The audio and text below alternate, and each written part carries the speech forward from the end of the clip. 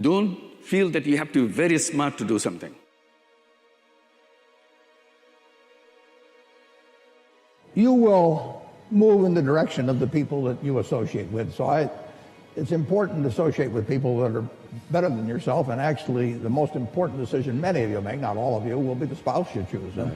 And you want to associate with people who are the kind of person you'd like to be. You'll move in that direction, and the most important person by far in that respect is your spouse. I can't overemphasize how important that is, and you're right. The friends you have, they will form you as you go through life, and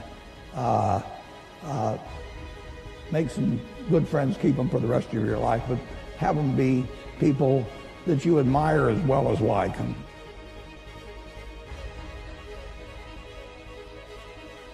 How can you help the human race? How can you help the human race, the human species, progress? I'm not joking either. This is something I think we all have to be aware of. At the end of the day, the human animal is a social animal. And our very survival depends on our ability to form communities, to form cultures. What's a community? What's a culture? It's a group of people with a common set of values and beliefs, right? What's a country? It's a group of people with a common set of values and beliefs. What's a company? It should be a group of people with a common set of values and beliefs. When we're surrounded by people who believe what we believe, something remarkable happens. Trust emerges. And make no mistake of it, trust is a feeling, a distinctly human feeling. You know, we all have friends who are total screw-ups, and yet we still trust them, right? Trust is not a checklist. Simply doing everything you say you're going to do does not mean people will inherently trust you. It just means you're reliable. We need trust, right? We need trust. When we're surrounded by people who believe what we believe and trust starts to emerge, when we trust them and they trust us, we're more willing to take risks. We're more willing to experiment, which requires failure. We're more willing to explore and go somewhere that no one has ever gone before, with the confidence that if we fail, if we trip over, if we turn our backs, that those within our community, those who we trust and who trust us, will look after us while we're gone, will pick us up when we fall over, will help us when we're hurt. Our very survival depends on it. We're not good at everything. We're not good by ourselves. You know, if I send you out to go fight a saber-toothed tiger by yourself, odds are tiger 1, you 0. It's not going to go very well. But if you go out as a group, we're pretty damn amazing. And the reason is because we all have our certain strengths and we all have our certain weaknesses. And the goal is not to fix your weaknesses. The goal is to amplify your strengths and surround yourself with the people who can do what you can't do. But it's not just based on skills and application and experience. It's based on what you believe. It's based on what you believe. You see, simply being good at something and having somebody else being good at what you're no good at does not mean you will trust each other. Trust, the sense of trust comes from the sense of common values and common beliefs. I can prove it. How many of you are from New York? Okay, a bunch of you. Are you friends with everybody in New York? Why not? Why not? But when you go to Los Angeles and you meet someone from New York, you're like, hey, I'm from New York, and you're best friends, right? And when you go to France, there you are on the Paris metro, minding your own business, and you hear an American accent behind you, and you turn around, and you say, hey, where are you from? They say, Los Angeles. You're like, hey, I'm from New York, and you're best friends. Because when you're surrounded by people who don't believe what you believe, when you're in a strange environment where you don't feel comfortable, you look for anyone who may share some of the same values and beliefs that you have, and you start to form a very real and very intense bond with them, simply because you know that they have a basic understanding of how you grew up, of the things that you care about, of the life that you live back home. Well, the same is true when we go to work. Do we want to go to work with people who understand us, who believe what we believe, who have a similar view of the world that has nothing to do with their opinions and the differences that we share? That's good. That's called diversity. That's called advantages to problem solving, which is we can all look at the same thing from a different angle and come up with solutions. What I'm talking about is, why should you help each other in the first place? What are you in pursuit of? Now the question is what creates that sense of values and beliefs? What creates that sense of trust? Right? Our very human instinct. We know how to find people who believe what we believe. Our survival depends on it. We're biologically gifted with this idea. If I ask you to go out in the street and find all the people who believe what you believe, you know exactly what to do. You're gonna strike up conversations. You're gonna start talking to people. And either you'll have a good feeling about them or you won't. Either you'll have chemistry, whatever that means, or you don't. Sometimes it's quick, sometimes it's slow. But we know how to do it. It's called making friends, it's called dating, it's called networking. We have the innate ability to do it. My team, me believing, you know, I'm gonna be honest. Me and a lot of my guys, I'm saying I have a team also, but you know, my team don't get in there and go to war like I go to war, but they go to war on the outside. Righteous. My team go to war. I'm very, very tough on my team. I want my team to be the best that they can be on the outside. But as far as on the outside, you know, Al Heyman. That's the OG right there. That's OG, a legend, a very shrewd businessman. Leonard Ellaby, master degree, you know, in business.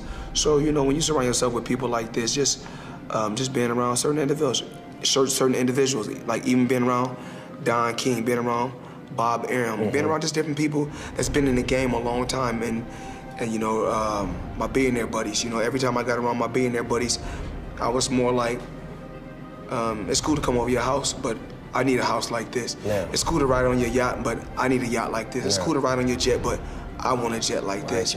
And I said, no, I don't want to ride on yours. You show me how to get it. You can't be my friend if you can't show me how to get it. Because once they show me how to get it, then I can install it in my children. Then it trickles down. It's a bloodline thing. Yes. So it's about wealth. You know, I'm no longer rich, I'm wealthy. You know, what gives me strength all the time is to be able to have formulated a group of people around me that are my friends and my family. You know, those two words are enmeshed in my opinion, but it's given me a grounding that, as insane as my life can be sometimes, is always refreshing, and they're always so honest with me, and I'm so thankful for that. Everybody successful lays a blueprint out. You laid the blueprint out. You know, I can go down a list from comedians to actors to entrepreneurs to self-made moguls. You look at Russell Simmons, you look at Jay-Z, you look at Tyler Perry, you look at Puff. I mean, you're looking at people that start off with a small vision, and that vision manifested into something beyond expectation. So what I did was, from the people around me, my mentors, Eddie Murphy, Chris Rock, Pryor, who are all on the walls. All on the walls. Yeah. All on the walls. So you surround yourself with that. I surround myself with a constant reminder of who's great. Constantly. I come down these steps every day, I look at Richard, oh, he's great. I see Eddie, he was great. I see Chris Rock, he was great. It's a constant reminder, what am I trying to achieve? I want to be great. So that motivates me. So what thing that separates me is my drive. My drive is other people's success. But does that look like your group? No, it doesn't look like your group. I mean, in no way, shape, manner, or form. You know, maybe if we had a bunch of bunny rabbits running there, it's unbelievable. But again, you are who you hang around with, you know? And as Oprah Winfrey says, and which I talk about a lot, is that you want people with a like mind and that are better than you, smarter than you, more intelligent than you, to get on your bus. And don't be so concerned about what you're going to do with those people, but you want to, you know, the joint brain is, you know, there's nothing the joint brain, collective brain, or brains, can't overcome. And I give the example of the atomic bomb, the Manhattan Project, and they were put together and they were told, we need to develop a weapon of mass destruction, which they didn't call it that back in those days, in the middle 40s, to end the war in the Pacific. And they did. They didn't know if it was implode or explode, but they did. But if your team doesn't look like that, then you should, I won't say you should give serious thought, you should just change. Right now, I'm standing in the middle of my library. This is my favorite place. Do you know, Earl Nightingale said, if you surround your mind with greatness, some of it's going to rub off. Well, hopefully, some of it has rubbed off on me. I have maybe 3,000 or 4,000 books here on the shelf. They're all in alphabetical order, by author. They're all cataloged. So I know where to find something just like that. I go by authors more than the title of the book. Do you know that when I started studying these books, I really didn't know very much about anything. I had 2 months high school. I was 26 years old. I had a bad work record, a bad attitude, and virtually no experience. And you know, in a relatively short period of time, my income went from $4,000 to $175,000 a year. Then it went over $1 million. The most important is to, what I like to call, surround yourself with your dream team. I call it Josh Altman's dream team, and it consists of a good amount of support from people that I trust, value their opinion, and who I surround myself with. I always say that you are the average of 5 people that you surround yourselves with, right? You ever hear that before? Yeah, I totally did. Jim Rome said that. Totally you didn't make that up. Yeah. I just made that up right now. So I think it's super important to do that. So in real estate, for example, I have the best mortgage broker who's available 24/7 for me. And we've worked our way up in the business together. I have, everybody from the best title guy and escrow guy and all that. So I surround myself with this team of people who I can trust, and they can guide me in the right directions of whatever I do. So that's one way, obviously, in any business, is just surround yourself with people who support you.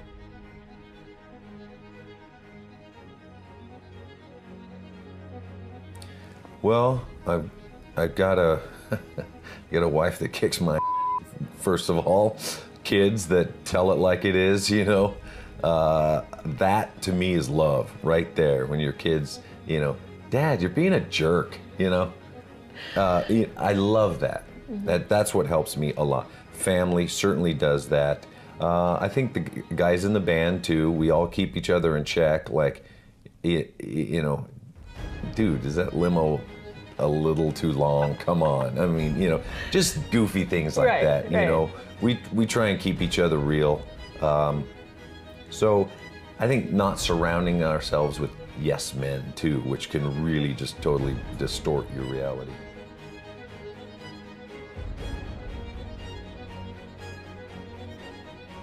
Everything you people have told me, I didn't have the technology, I didn't have the right contacts, I didn't have the time, I didn't have money. Everything you've told me, I didn't have enough Supreme Court justices, those are resources.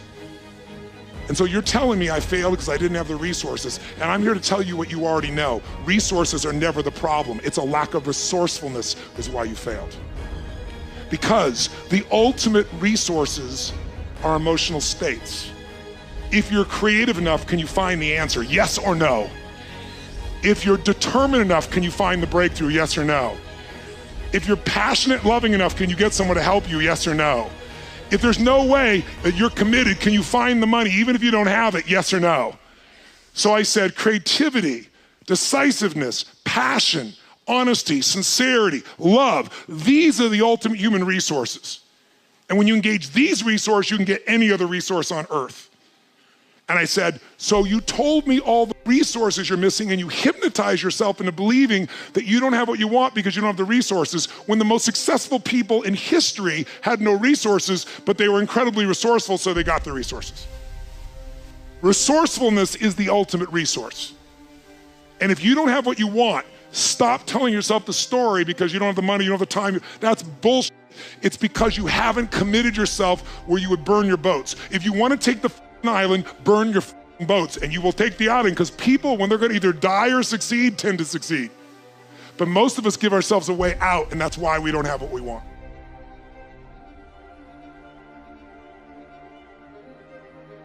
Other than hard work, what advice would you give to better yourself both in life and in your career field? Focus. Focus is super underrated. Like, if you commit all that you are and all of your energy to one thing, you'll...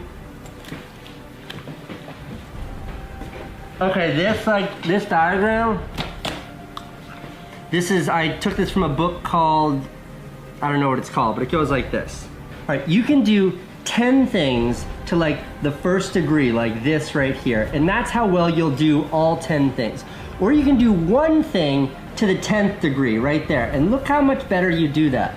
So when it comes to focus, to put all of your energy into one thing is to do that one thing really well, to the best of your abilities, to take it all the way. And to scatter yourself means you're never actually accomplishing anything.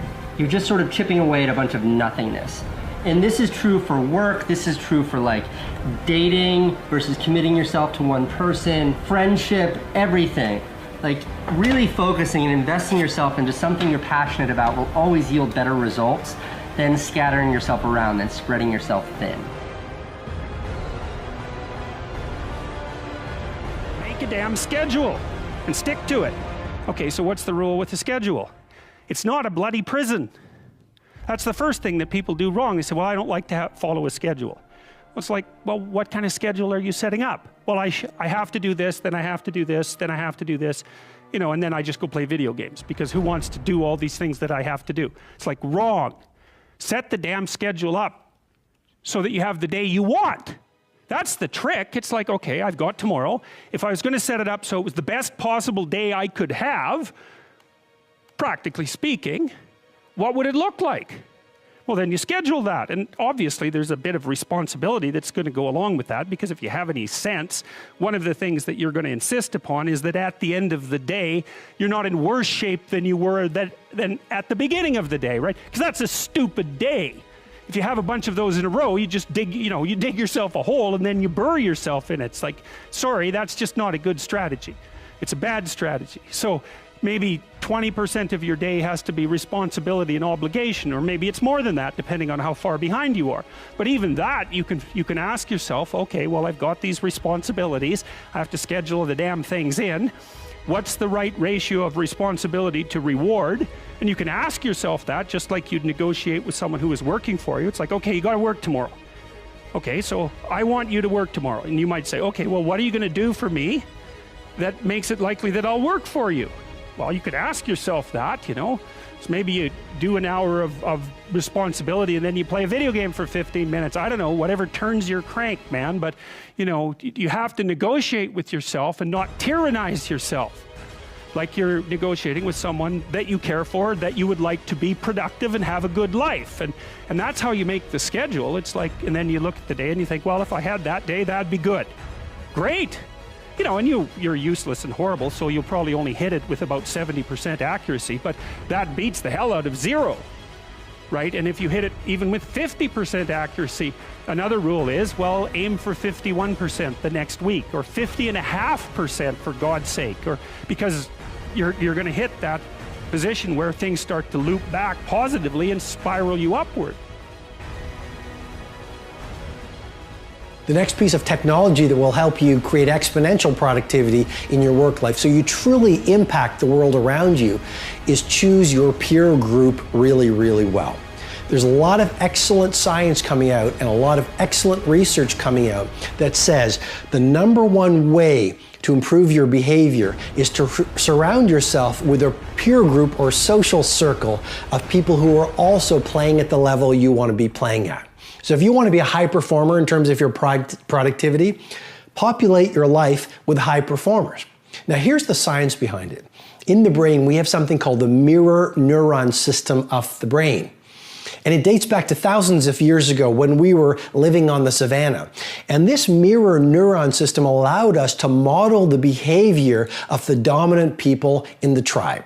So if someone figured out a tool or figured out fire or a better way to survive, subconsciously, this system in the brain allowed us to model the behavior. And I think this is pretty fascinating information. Now here we are in the modern world, and what happens? Subconsciously, we are modeling the behavior of the people we spend most of our time with. And so if you are around victims, you will start behaving like a victim. If you are around people who are mediocre performers, you will subconsciously start behaving like them. If you're around people who gossip, who are not A players, who do not produce very much, you will subconsciously, because of the mirror neuron system in the brain, start performing like them. Why else is it important to surround yourself with a peer set or a social orbit of A players? Emotional contagion. And that's a scientific phenomenon that simply says we pick up on the emotions of the people that are around us. And so if you are around a social circle of people who are inspired, people who want to do great work, people who want to be ultra productive, people who want to be innovative, people who are relentlessly optimizing their work, their thinking, their creativity, just being around them will allow you to adopt their energy and their ways of being. To become the most productive person you know, baby, turn off your phone right now. I don't want to do it. I don't want to do it either. I don't blame you, right? But I've noticed that if I turn my phone off, and this is what I'm reaching for like every single day, I turn it off for 1 hour totally. Like sometimes I'm in nature, I turn it off, right? And it just helps. Like your mind is clearer. Like, is it healthy to have all of these notifications every single second? I don't think so. Right? We weren't born with a mobile phone, like checking updates and stuff, right? So for me, what's helped me is to get back into a more organic flow. And then I just start getting more downloads, because once again, you connect to nature, you get the organic download. And that's really the secret of great productivity. Sometimes take a break from your phone. I know it's hard to do, but you're gonna have to leave it sometime. Let it go. Let it go. For every problem, the problem itself presents an opportunity that dwarfs the problem. And that is to say that if I had only looked at my failure with the audiobook and viewed it as a failure in the product, let's say, and not in the process, I wouldn't have taken away much. Instead, I realized that my approach wasn't right, fixed my approach, and that has led to a lot of great successes. Success is born out of luck. It's awareness of mind that takes advantage of that opportunity. You will all be confronted with opportunity. You must take advantage of it. Because if you don't take advantage of your opportunity, you'll never realize your dreams. Whether you want them or not is an irrelevance. You don't know that until you achieve it. I grew up watching movies and imagining myself on screen. So aside from the very serious things that I do, I will occasionally do a Snakes on a Plane, because those are the kind of movies I liked when I was a kid. And I always wanted to see myself in a movie with a bunch of snakes. And I'm still trying to find the right, slasher movie to do, because I like slasher movies. And I'm still, I did things like Deep Blue Sea because I wanted to run from something that had big teeth and all that kind of stuff. So I'm not that serious about it. I really think movies should be fun, and I think they should be entertaining. If I want to teach you something, I'll do a documentary. But I do this because it feeds me. It feeds my artistic sense. A lot of people think I do too many movies. I read an article in the paper yesterday about me doing too many movies. But, writers get up and write every day. Painters get up and paint every day. Actors only have so many acting opportunities in a lifetime. I'm going to take mine as they come and do as many movies as I can before I'm nobody. I remember 2 years ago when the Joe Silver offered me to play the lead bad guy, villain in Little Women 4. Then I say, oh, I made 25 movies in Hong Kong. I never played villain, so I don't know my audience, what's their reaction when they heard the news. So he said, don't worry, here is the good guy. He offered another movie, is Romeo Must Die. So one bad guy, one good guy. You can work, you have special skill, you can make money for the studio. Then in the future, right now, maybe better than before, I have a little bit chance can choose what kind of story I really want to make it. I hope in the future I have more chance can choose what kind of story I really want to make it, what kind of story I don't want to make it. We had only been on the 6 32. months. I think we hadn't done even 50 shows. Wow. And so I called Jon Stewart and I said, John, I just got invited, for the correspondence dinner. Do you think I should do it? And he said, what, like to attend? And I said, no, they want me, because they want you to be the guy? Like to stand next to the president? Do they know what you do? And I said, I don't know. And I said, I think I have to do it. She goes, you have to do it. You like had to right do it. now, you have to do it. So don't pay attention to the approval ratings that say that 68% of Americans disapprove of the job this man is doing. I ask you this, does that not also logically mean that 68% approve of the job he's not doing? Think about it. I haven't.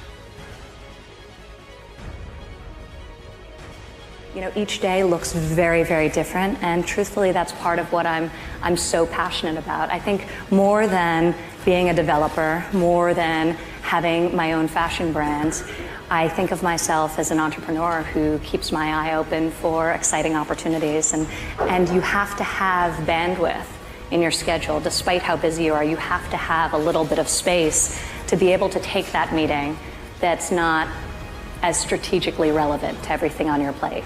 So it is important to be surrounded by people that you trust, and it's important to spend your time wisely to enable you to find that next opportunity.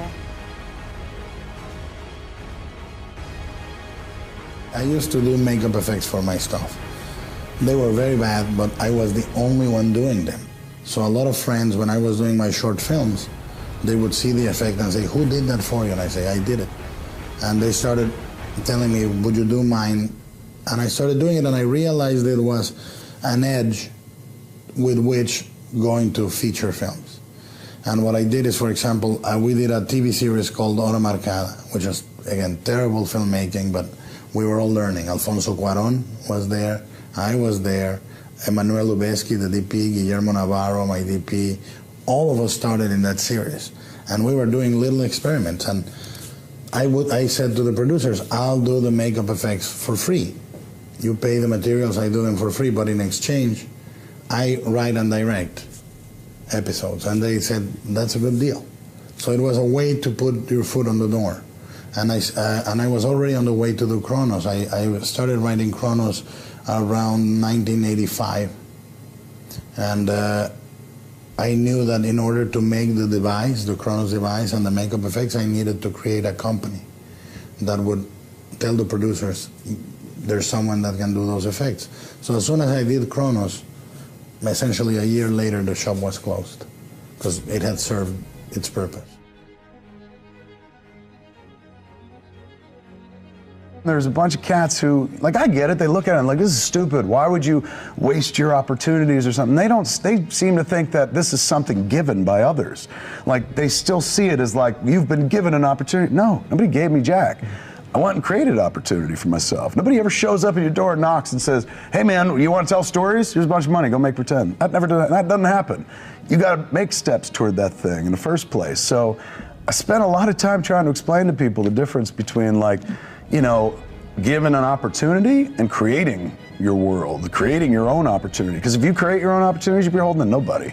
Then people can't say things like, you shouldn't do this. I'm like, why? As long as I keep my budgets low, make sure everyone gets their money back and stuff, I can do whatever goofy thing I want. Because I'll tell you right now, I don't want to go to my grave one day being like, I should have made the Walrus movie and then drop dead. I want to be the guy that's like, can't believe we made that Walrus movie, and then drop dead and a little bit satisfied. Because we're not talking about reshaping the world or big important issues, man. This is all micro, not macro and stuff. It all begins kind of with you. So, you know, that's about belief. You can't expect a bunch of people out there to believe you are this thing unless you be this thing yourself. You can only hope that as a writer you start trying different things, and you try different chords or different structures of songs, different beats that you've never really explored that path before. You know, and I think, having always been a writer first, I'm obsessed with the syncopation of the way that words sound when they're said a certain way. And once I've kind of done something once, I always want to go to a different direction and never repeat myself. So as a writer, I think that I've always hoped that my music would constantly be changing, because you never want to make the same album twice, the same song twice. And, you know, my greatest hope has been that as I grow, my fans will grow up with me, and as I change and my life changes, my music will change as well. So wish me luck there. when I was younger, I didn't really know that you could just get better at things. Because I think we're so used to the idea that you're talented at something and it's sort of fixed, you know? The idea that, oh, he's just a good singer, you know? And even with singing, I've gotten better at singing as I've gotten older. I wasn't singing in a way that was sustainable, and I wasn't breathing right, I wasn't doing a bunch of things correctly. I realized that there was a ceiling that I couldn't crack through unless I actually studied and worked under a coach to get better. And this idea that things are just fixed is proven not to be the case. You can get better at things, you can grow, and even people that are innately talented still need to go beyond that basic talent that they have and cultivate it. I've had to evolve so many times. I've had to change and grow so many times. There's been times when I made such huge mistakes in my network marketing career. Damaged relationships, done things that I wish I could go back and change, but I couldn't. So I could either live there, or I could use that information to grow and become better. See, I've been involved for 25 years, and I promise you, every year that we're engaged, we're working together, every year you're gonna see me get a little bit better and a little bit better. And most of the time I'm not gonna hit my goals, but then I'm gonna get a little bit better and a little bit better, and compounded over time, you'll see noticeable results. Anybody who knows me knows that I'm a different person than I was 5 years ago, 10 years ago, 15 years ago, certainly 25 years ago. 18 jobs, you know, barely surviving. So give yourself some grace. Understand that nothing is ever finished while you're still alive. Probably because we grow and evolution is beautiful, and like I want to be iconic and great, and I borderline am iconic and I am great. So like it's like there's the only thing left to do is to just evolve and continue to do so. I mean, like I'm responsible for like possibly bringing rock and roll just in general into hip hop within our generation, and like making that whole wave a cool thing, and influencing all those artists when we were doing those festivals back together in the 2012 and 2011, 2010 years when Wild Boy was a thing, and when so many other mixtape songs that I was doing were a thing. So like, yes, when like I brought what I brought in and everyone else took it, like I do what all trendsetters do, and I like just set a new trend and do on to the next thing and let them keep doing, you know, that.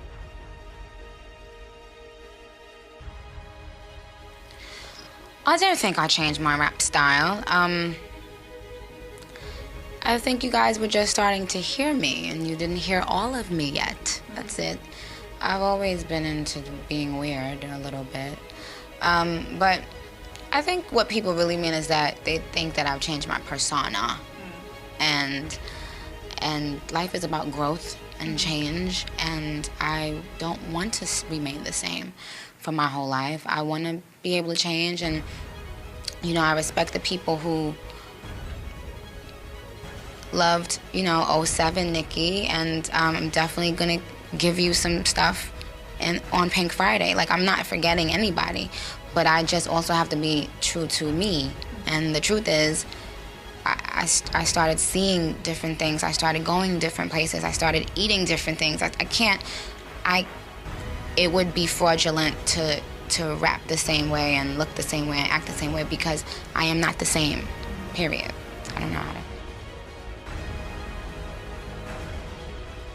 Well, everyone has their different belief systems, and I think everyone has their different opinions of, you know, those types of things that you talked about. Certainly as an athlete, I care very much what I put into my body. I think that I'm 38 years old. I'm not 22 anymore. You look good.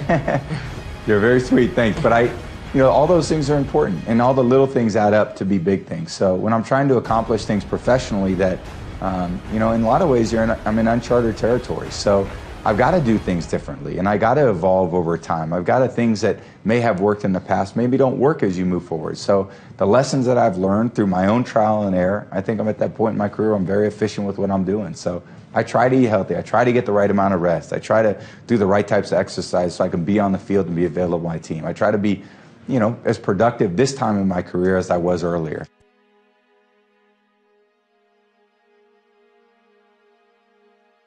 fortunate enough to be honored at the Essence Awards luncheon for the Fierce and Fearless Award. And I was talking to my girlfriend, AJ Johnson, who's my trainer, but she's also like a life coach. And I was like, do I tell it? I mean, if I'm getting an award for being fierce and fearless, how about I really be fierce and fearless and explain to people my evolution? I love who I am today, but that wasn't always the case. I didn't love, my features. I didn't love my weight. I didn't love my hair. I didn't love my lips.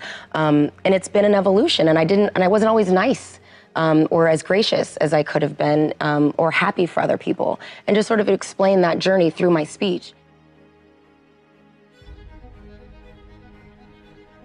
When you're building up to Formula One, you're obviously preparing to race, but you're not prepared for what comes along with being a Formula One driver. The pressure of such a big team, sponsors, media, sitting on stage talking. You're not prepared for that. You're not put through a school or through other interviews for it. So you arrive in the deep end without being able to swim. And I mean, I made a lot of mistakes. I got into, obviously I was quick on track. That was the easy part. It was everything outside. But lost the first year in 2007 by 1 point, which was depending on how serious you take your job, it was emotionally traumatizing the first year. Came back the next year, somehow came through that experience. And then in that last race, I had to finish 5th. I started 3rd, I think it was. And that was 4th, 5th. And then with probably like 7 laps to go or something, I was down in 6th. And the guy that was ahead of me was Sebastian Vettel. And there was, if I had to do, if I couldn't do anything even to save my mother's life. If my mum was over there on the edge of the cliff, I had to pass him I couldn't get past him. I couldn't get past this guy. And for those laps, I just wasn't giving up, but I could see that dream fading away. And then the last lap, some guy was on slick tires, I was on wets, he was stumbling, there's quite a few of them were stumbling. I was overtaking cars here and there. I had no idea where I was. I thought they were back markers. The guy came across the line and thought for a second, was world champion. And then I came across the line 17 seconds later. And I crossed the line and I thought I'd lost the world championship, so my heart sunk. I was distraught. And then, I don't know why they took so long, but like 12, 13 seconds later, they told me I was world champion. And I didn't know what the hell was going on. And I think just at the time, after that big whirlwind of media, back at the factory, there was so much tension. I was only 23, so I just don't forget, growing up, instead of hanging out with friends on the weekends and, doing normal kids' social life stuff, I was racing. I was with adults. So I missed that a lot, that maturity growing up stage, and I don't feel I was mature enough to really be able to embrace the whole experience and enjoy it. So I tell you, it was not a great, whilst it's amazing that I won the championship, it just wasn't able to enjoy it, and rolled into the second year, the year after that, for example. But the last 2 championships have really, I guess, coming of an age, been able to really absorb it and enjoy the moment, because so much work has gone in from my family. So, I don't take it for granted, the opportunity that I have, for one. There are so many people that would cut their leg off to be in my seat and do what I do. So I make sure that I maximize every time I get in the car. I'm representing my family every time I get in that car. And so there's nothing, there's no time for second place. Of course, those experiences when you have those lows, like losing the world championship, only make you stronger when you do, or realize these heights and lows. See, once you've had the low, you appreciate the highs even more.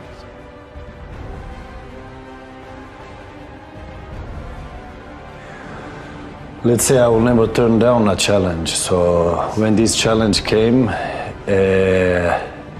when it was presented to me, I would never turn down. I'm not like many others where they sit good, they have it good, and they know they can perform at top, and they would never change. But me, I'm opposite. I will take the challenge and I will go for it. I will work hard. I will sacrifice, and then what the outcome becomes, we'll have to wait and see. But turn down a challenge, it doesn't exist in my world. I've been in every country with England now, and that is what I find the adventure cool because I came, I won, and I went. So hopefully I can do the same here.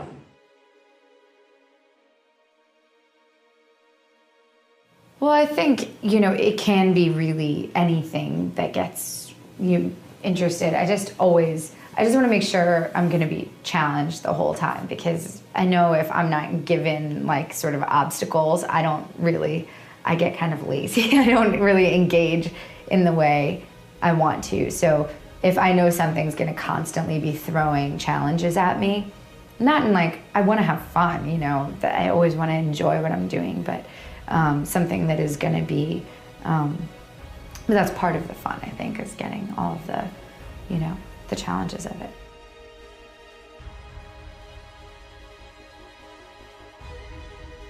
It's a very demanding game, so you have to spend time at the computer, analyzing, preparing new ideas, and then you just play under this heavy pressure. So it sucks a lot of energy out of you. So players in their 20s or early 30s, they definitely have a physical advantage over all the competitors. I probably would be able to play a few more years, but I made a decision to retire, and it was not just overnight, you know, at the end of the tournament in Spain, in the city of Linares, but just beforehand, I thought I already made enough difference in the game of chess. So just making difference was important, and I just recognized that maybe it's time just to move on. So just to start changing my life before it's too late. One of the most difficult things for me when I first got to Hollywood was trying to understand how it's done. I've never been the person that walked in the room and they say, stand here, move here, sit, move, go, and do that, and do that, and do this, and you'll get here. I've been the person that goes, move here, go here, do that, and I go, okay, well, why are we doing this? I want to know why. Why is it done that way? Is there a better way to do it? Is there another way to do it? And if you tell me this is the way it's been done all of our lives, for our whole, that makes no sense to me. I've always challenged it. I'm not a rebel, but I've challenged the thinking. And I do that a lot in my own studio now for people who come in with this complete set of rules of this is how it's done. Well, does that feel right to you? So it's about what feels right, and I'm hoping that I can convey that. I think everything have a beginning and end, and everything. So what I did in Manchester is completely finished because I win almost everything there. So I always strive for a new challenge. This is what I try to do, to move Manchester from Madrid. It's not about the contract. It's about new challenge, my family too, close to my family, different weather, the language, everything. And the most important things, what I move is a challenge. Because I really like to put myself in the pressure to see what I can do.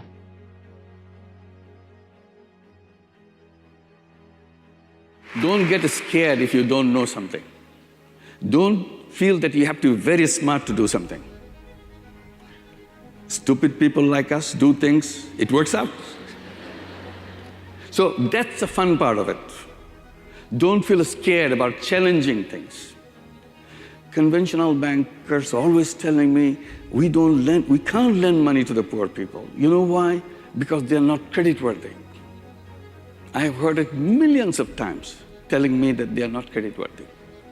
I wondered, should the banks tell people whether they are creditworthy or not?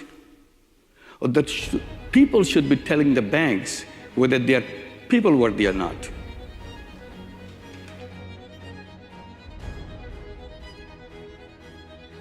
Reverse the whole question. Then you get it. So doing the opposite way, doing the stupid way, is not a bad thing.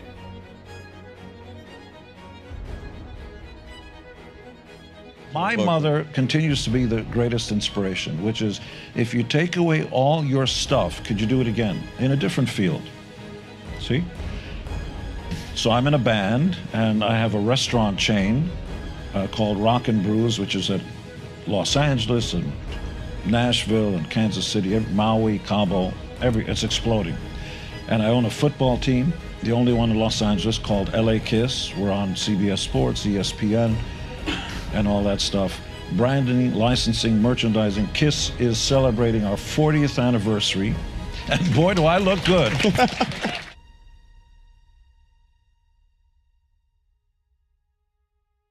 We continue to tour the world. I leave Friday from New York and go to Mexico City, where we're going to be playing the stadium there. The day after, I go to Phoenix to continue with Me Inc. promotion and stuff. Then hop on to the Bahamas for the Kiss Cruise, where 4,000 or 5,000 crazy Kiss fans pay about $5,000 a piece. Let me see, that's 20 to 25 million gross. We take 70%. And then I goes into a Vegas residency. In other words, the band would be enough for anybody, but I'm voracious. That's a big word like gymnasium. I want to read everything. I want to learn stuff I don't know, because, you know, the mouse, when it first starts to learn how the maze works, is alive, because you don't know where you're going, and it's the hunt, you know, not the kill. And that's a killer mouse that's going, and it finally gets to the cheese. Now, unless and if that maze continues to change, that mouse is going to take its time and get fat, bloated, and lazy, and finally get to the cheese, because it knows where it's going. Give me a new maze every day. I don't want to lose my killer instinct, you know? So every day, as far as I'm concerned, should be a new Me Inc., new Me Incorporated, because I am the business.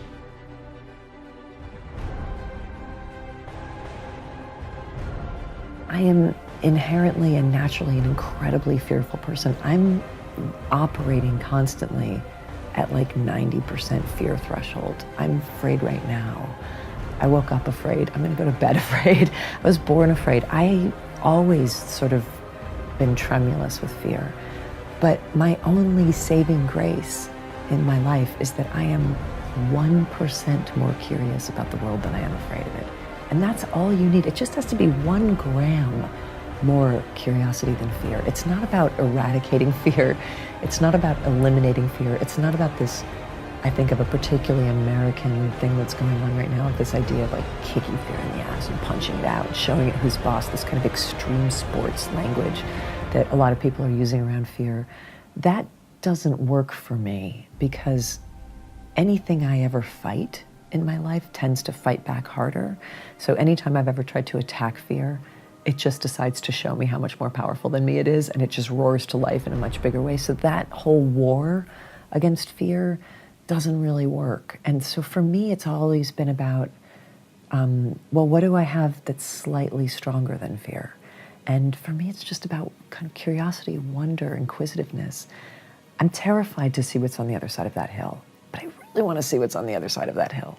I'm terrified to see what will happen if I try to do this project, but I'm also like slightly more curious to see what will happen. And oftentimes when my fear arises, which it does nonstop, I try to engage in a conversation with it. And so the first thing I do is thank it, which I don't think we do enough. I don't think we show enough gratitude to our fear. All it's trying to do is keep you alive and save your life. So I thank it for caring about me and trying to protect me, and then I try to explain to it what I'm doing and why we're doing this. And I know that your job is to tell me all the worst outcomes that can happen, but I really want to do this. And if it still won't back down, I usually come to my fear and I ask it for its alternative suggestions. You know, okay, so I want to do this project, and you, my fear, are telling me not to. So what do you have to offer me? What's your suggestion? And when you challenge it like that, the answer is always nothing. It has nothing to offer. It never has a better idea. It has never once had a better idea. It just doesn't want me to do anything. It would just prefer that I stayed in a darkened room with a cool, damp cloth on my forehead, hiding from the world forever. And that's not gonna do it for me. That's not an interesting enough alternative. And until my fear gives me a better idea than the cockamamie, weird, jacked up idea that I have, I kind of have to do the cockamamie, weird, jacked up idea, because at least it's a thing, you know, because the alternative is always do something, even though it might not work and people might not like it and you might not make money from it and it might be strange and it might be a disaster. At least it's a thing.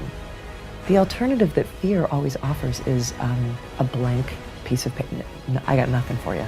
Just don't. Just shut it down. Just nothing. And for me, when the alternative is so clearly between something and nothing, I'm just not nihilistic enough to go with nothing. You know, I'm just curious enough to have to go with something, which isn't a sort of act of faith that it's going to work. I had a letter recently from a woman who said, I think I'm about ready to start writing my book, but I'm just afraid that I don't want to start until I'm convinced that the universe will give me the outcome that I want. I was like, yeah, that is never going to happen. The universe might not give you the outcome that you want. We're not children here. Like we all know, jump in the net might not catch you, but the universe will give you an outcome. It's going to give you something. You're going to know more about yourself than you did at the beginning of the thing, certainly. It might not be what you wanted. It might not be what you expected, but it'll be something. And always, always, always, given the choice between something and nothing, I'm going to have to choose something.